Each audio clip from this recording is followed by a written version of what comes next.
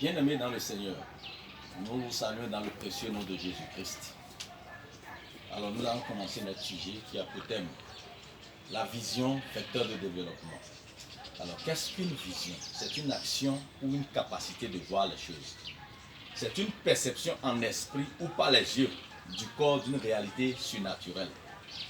Une vision, c'est une chimère ou une image vaine que la peur, la folie ou toute autre chose particulière produit de l'esprit.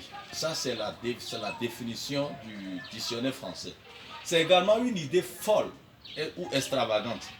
La vision peut être considérée comme une projection dans le futur ou une imagination du futur.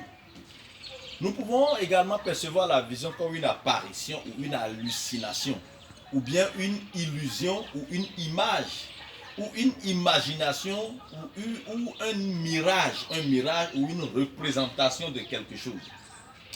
Nous pouvons lire quelque chose dans Genèse 15, verset 1, qui dit ceci.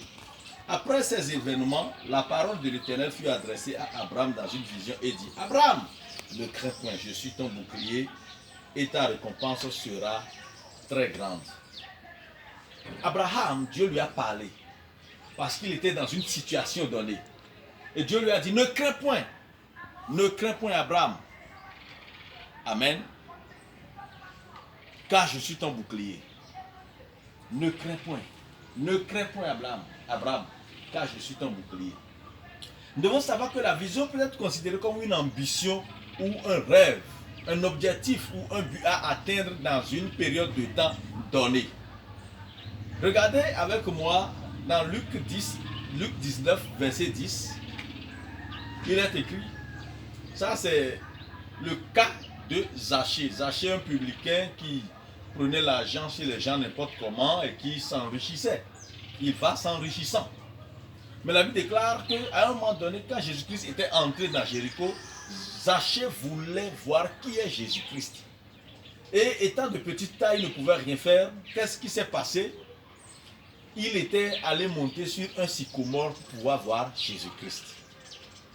Alors, la Bible déclare, Jésus-Christ, lorsqu'il passait, il a soulevé ses yeux, il a vu Zachée, il a dit: Zachée, descends de ce sycomore, car le salut est entré dans ta maison.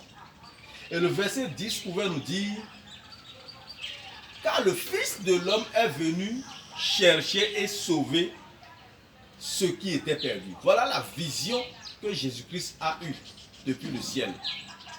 Il est venu chercher et sauver ce qui était perdu, c'est-à-dire le salut de l'humanité. C'est ça la vision. Alors, nous devons savoir qu'en tant qu'être humain, nous devons avoir une vision dans notre vie. Une vision dans notre vie. Si nous n'avons pas de vision, nous allons naviguer à vue, parce que un bateau sans gouvernail ne peut que naviguer à vue. Amen. Un bateau qui n'a pas de gouvernail, qui n'a pas quelqu'un pour le conduire, il n'aura pas un objectif, il ira dans tous les sens, dans tous les sens, dans tous les sens. As-tu une vision, bien-aimé? Pose-toi la question. Je me rappelle quand je travaillais dans une entreprise, le PDG me disait: rêvez, rêvez grand et souvenez-vous de vos rêves. La vision, c'est un rêve, une ambition d'atteindre un objectif. Et il dit: après avoir mangé igname pilé, je dis à ma femme que j'ai fait un rêve et j'ai vu ma maison construite au bord de l'autoroute. Ma femme me dit: tais-toi mon petit bébé, c'est igname pilé qui fait ça. Fin de citation. Mais c'est quelques années plus tard que la femme de mon PDG a remarqué qu'effectivement sa maison était construite au bord de l'autoroute. C'est-à-dire que c'est une représentation